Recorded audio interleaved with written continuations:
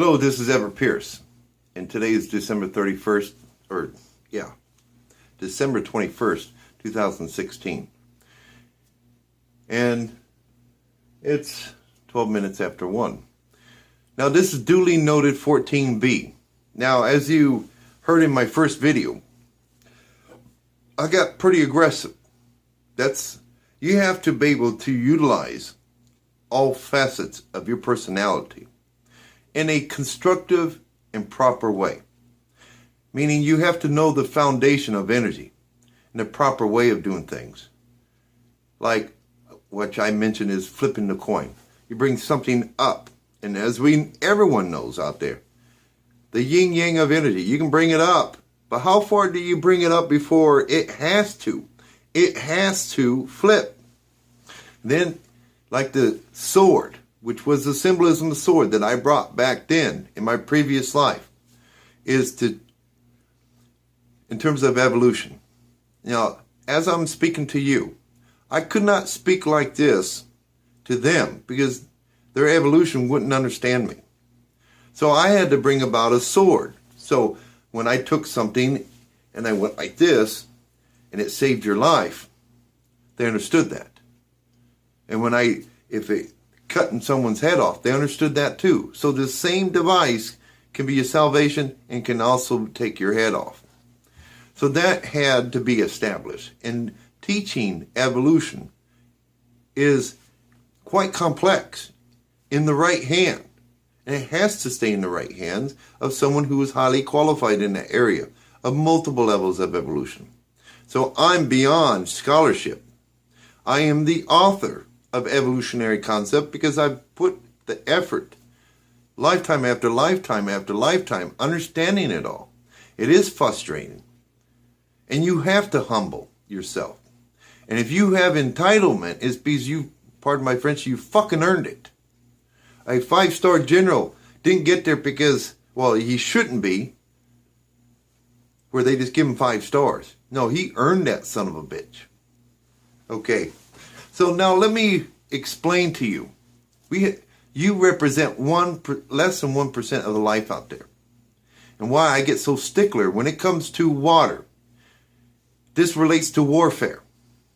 Because there is a world out there of life, like you, that I was teaching them.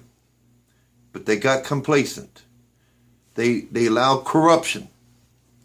And what ended up happening is the people that were trying to have war against them, like what we're experiencing with ISIS, they were able to infiltrate a water system of a big city, mind you. Like California, for example. I don't know how many millions, but there's quite a few millions. Well, this group got a hold of a really, really nasty substance. And we would call that is chemical warfare. Well, they polluted the water with this chemical. And the characteristic of this chemical is you will feel the most amount of pain you have ever would experience in your entire life before you die. Before you die. So, that's horrible. Okay. And then, another horrible element, number 2, is now that you have tens of millions of people dying because this certain chemical,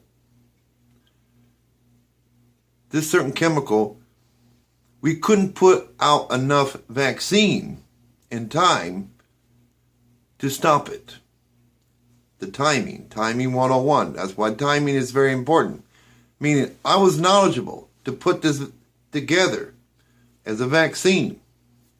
But by then, at our best of moving, because the speed in which is timing, still tens of millions died. Okay, but I was being put into a position that they're suffering, they're in pain. You think people of cancer that they suffer in the suffering and the things they go through is horrible. Try the horribleness of this chemical warfare. You will be glad to take on cancer, to battle it and deal with it compared to this. I was put in a position that I knew there wasn't enough time. Me, of a man of numbers and timing and placement of things, I knew my ultimate next position is I had to bring in the military, and I had to take people out of their misery. And people were already at that point. Have you ever been in point of your misery, which is known as suicide? People were so horrified, in pain. They were begging for mercy. Please. They were killing themselves. And a lot of people can't push themselves to killing themselves. But a lot of people did. It was that excruciating painful that killing themselves, no matter what kind of pain that came out of that, was insignificant to the pain in which they were feeling. So I had to step in out of act of mercy and have our military kill them quickly, take them out of their pain and suffering. And it only takes one time as a president of presidents, a general of generals, to do an enactment of that. That's something you never forget. Never, ever, ever, ever, ever. Especially when I put high value on all life. I put high value to self-preservation. And then you're forced to kill them out of act of mercy so they wouldn't have to continue on in this misery. So I focus on the ones that didn't have the power, didn't have to do themselves. In fact, some were really religious, and they held to the concept of it was against God's law to do suicide. They were the first ones to go. And you have to admire that type of principles, that they weren't willing to take their life out of love and passion for God.